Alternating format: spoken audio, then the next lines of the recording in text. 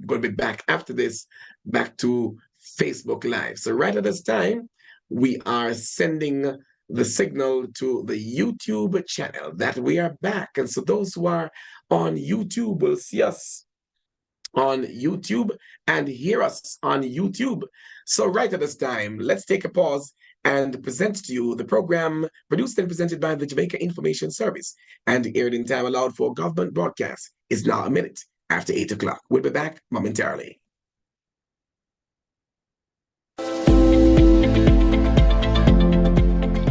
Bordered by St. Andrew on the west, Portland on the north, and the Caribbean Sea to the south, the parish of St. Thomas is one of the most storied in the island.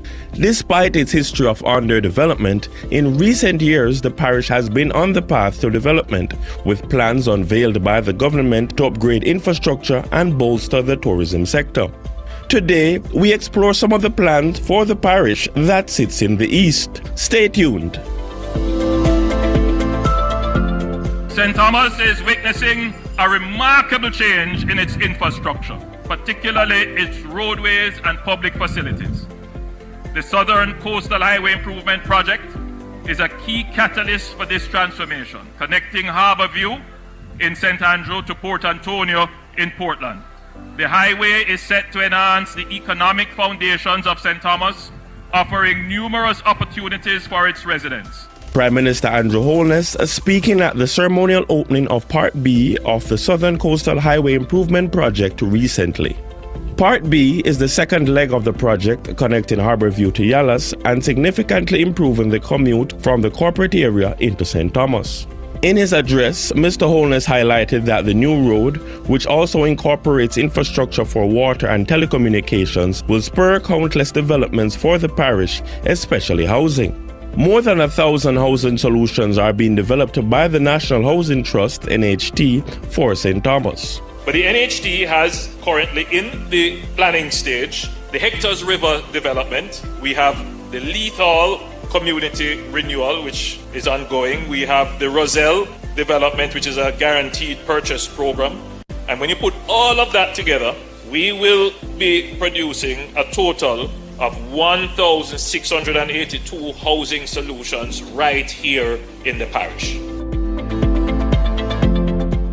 Being a coastal parish, the potential for tourism opportunities is also being actively explored. St. Thomas is going to become the next tourist destination. So between St. Thomas and Portland, with what we're doing here, I want to signal, however, that it is not the intention of the government to make this a colony of all-inclusive resorts. That's not the intention, because we want to have a diverse tourism product. Mr. Holness explained that the plan for the parish is to build a new type of tourism product that will provide experiences centered around the community and people. So the way in which we are hoping to direct the developments here is to have a more integrated tourism, where the people are a part of the tourism. The people are a part of the attraction. The attractions and the hotels don't have to be high density and high intensity. We're looking more to direct a more low intensity, low density kind of tourism, one that emphasizes and focuses on people, nature, and culture. The last initiative we will highlight today is the ongoing development of the Morant Bay Urban Center. Since last year, construction has been underway on spaces for several major anchor clients, including the St. Thomas Municipal Corporation, the St. Thomas Parish Court, and all other government agencies located in Morant Bay. Several private sector entities, including banks, business process outsourcing BPO companies, and quick service businesses, will also take up space at the facility. However, Prime Minister Holness says the government also intends to make Morant Bay a historical town, with plans being developed for the construction of a museum encapsulating the parish's history, which will be the Museum of the Modern History of Jamaica. It will properly document and preserve the artifacts starting from the Morant Bay Rebellion to now. We will develop the courthouse. We will create a park on that seafront of the town. We will seek to develop and preserve the old architecture and we will make it a model town. Prime Minister Andrew Holness. The development of St. Thomas is in full effect. Stay tuned to JIS Radio for more details. That's all we have for you today. I am Warren Bertram. Thanks for listening.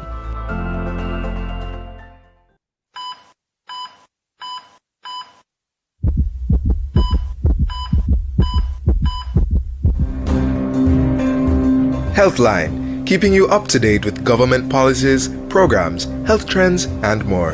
The Ministry of Health and Wellness want Jamaicans to include more in-season fruits and vegetables in their diet. More on this week's Healthline. Stay tuned.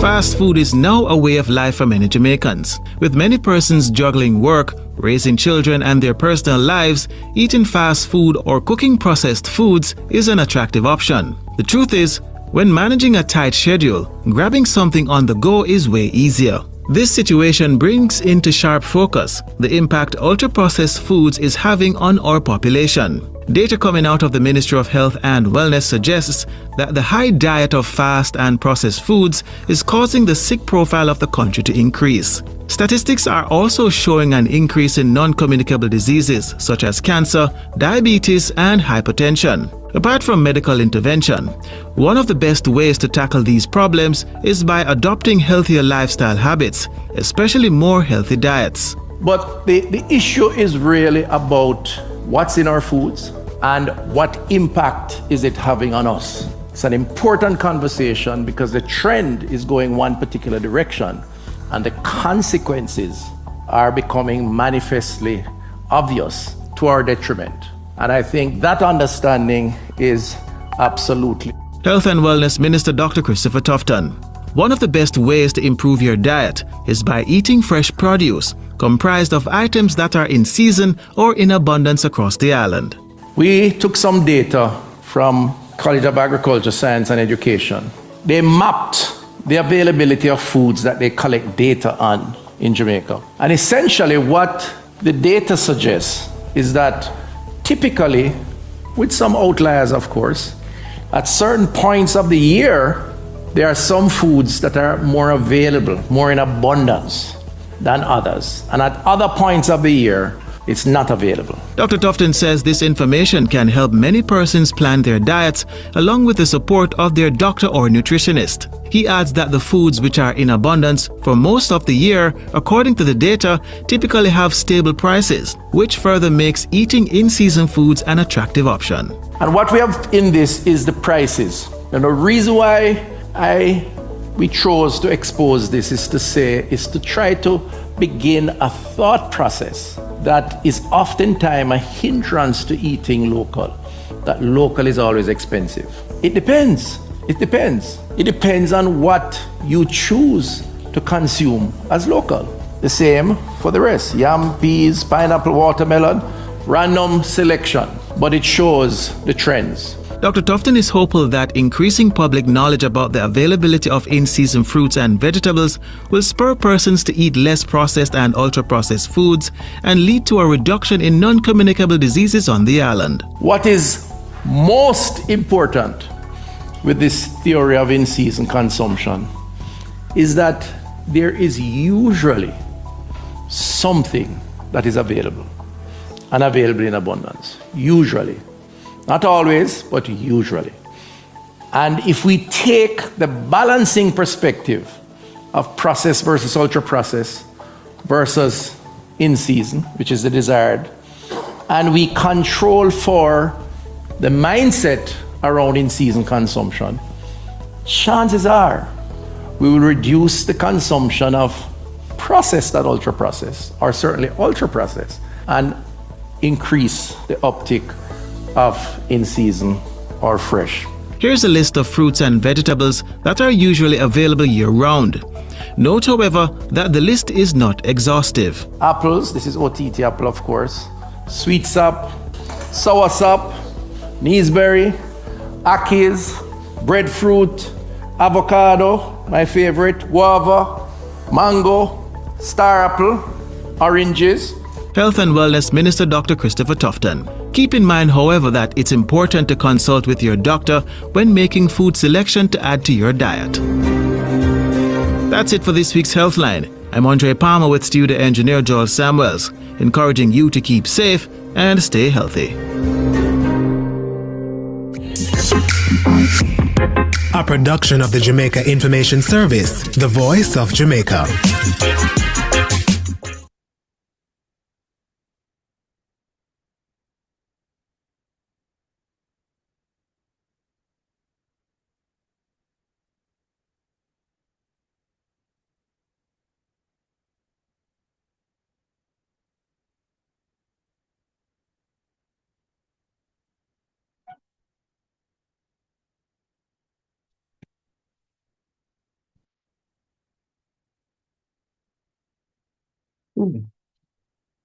All right, thank you so much for listening there to the latest from the Jamaica Information Service and aired in time allowed for government broadcast. It's now 11 minutes after the hour of 8 o'clock right here on NRP Radio. We are on YouTube and Facebook Live, and we are on the radio platform at nrpmediaja.com. We are not done. We've got the VOA news to bring to you right now. Right after this 5 minutes break with the international news, we'll come right back with your music. 12 minutes now after 8 o'clock. Denise is still here with us. This is VOA News. I'm Alexis Strope. Alexei Navalny's team confirms his death and says his mother is searching for his body. AP correspondent Rika N. Garcia reports. Alexei Navalny's team confirms his death and they demand that his body should be handed over to his family immediately. Alexei Navalny's spokesperson confirmed that the Russian opposition leader has died at a remote Arctic penal colony, but it is unclear where his body is. Prison authorities informed his team that the body would not be handed over to his relatives until further investigations had been completed. In St. Petersburg, residents gathered near the city's monument to political prisoners to mourn Navalny's passing. Hours after Navalny's death was reported, his wife expressed doubt about the news from Russian authorities and called for accountability for the harm inflicted upon their country, family, and her husband. I'm Rika Ann Garcia. U.S. Secretary of State Antony Blinken said Saturday there is an, quote, extraordinary opportunity in the months ahead for Israel to be integrated into the Middle East. Speaking at a panel at the Munich Security Conference, Blinken said there are new facts that could make peace between Israel and Palestinians easier. Starting with the fact that virtually every Arab country now genuinely wants to integrate Israel into the region, to normalize relations if they haven't already done so, to provide security assurances and commitments so that Israel can feel more safe and more secure. Blinken also highlighted the, quote, urgent imperative to proceed with a Palestinian state that would also ensure the security of Israel. German Foreign Minister Annalena Baerbock said on the same panel that to establish a two-state solution for Israel and the Palestinians, there needs to be a guarantee that something like the October 7th attacks by Hamas can never happen again. You'll find expanded coverage of world news and events at voanews.com. This is VOA News.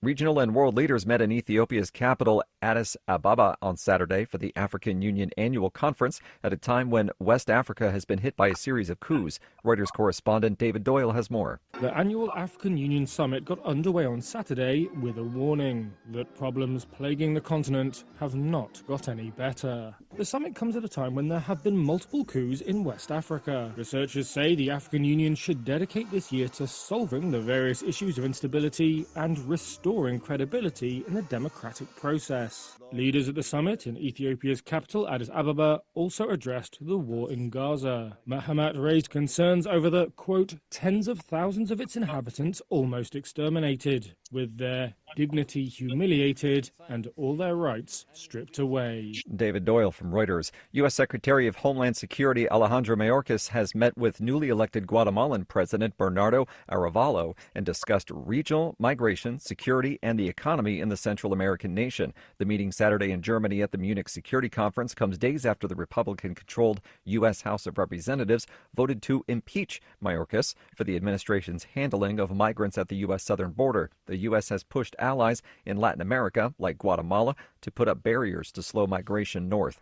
AP correspondent Julie Walker reports on researchers' efforts to find new plant sources for producing rubber. Alternative crops are sprouting up as a way to fight climate change, like sorghum and cassava. Then there's dandelions that could one day replace rubber, as well as waiuli, which tire maker Bridgestone is interested in, says David Deering with the company's agro operations. The reason that we're so interested in waiuli is because we need a domestic source of natural rubber. He says it uses a lot less water than crops like corn, cotton, alfalfa, and wheat. All those crops use more water than waiuli does. So it's really kind of the perfect crop that will fit into a farm setting, allowing the grower to make decisions about their other crops. I'm Julie Walker. The interior ministers of 4 Arab countries have held talks in Jordan to discuss ways of combating the illegal drug trade in the region. The ministers of Iraq, Jordan, Syria, and Lebanon agreed Saturday to set up a joint telecommunications cell to exchange information. The drug trade has been a source of tension between Jordan and Syria, where the Jordanian Air Force reportedly carried out strikes on Syria's south, targeting alleged smugglers and drug manufacturing plants. Smugglers have used Jordan as a corridor in recent years to smuggle highly addictive Captagon amphetamine pills out of Syria, mainly to oil-rich Arab Gulf states. For additional stories, visit voanews.com. I'm Alexis Strope, VOA News. Thank you so much for listening there to the latest from the Voice of America, as we continue to bring you information from across the globe via the VOA. Thank you so much. And thank you for those of you who join us on YouTube at NRP Media JA. And we're back now to Facebook Live. Yes,